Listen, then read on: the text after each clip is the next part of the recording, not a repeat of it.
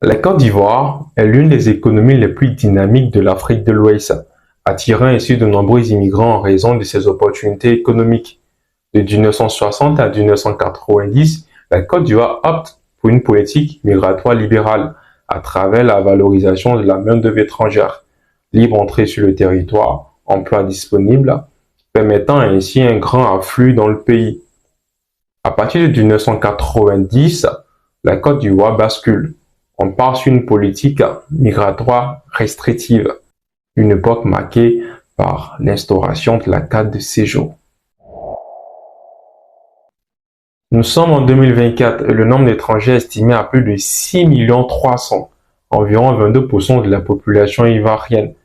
Des données du RGPH, entendez par là le recensement général de la population de l'habitat, il en ressort la répartition suivant le pays d'origine.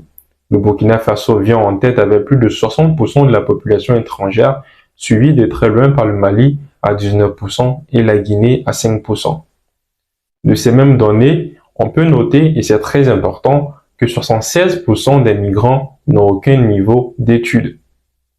Alors on se demande, qu'en est-il réellement de la politique migratoire ivoirienne, d'autant plus que dans la sous-région, on assiste à des conflits et à une situation géopolitique sans précédent.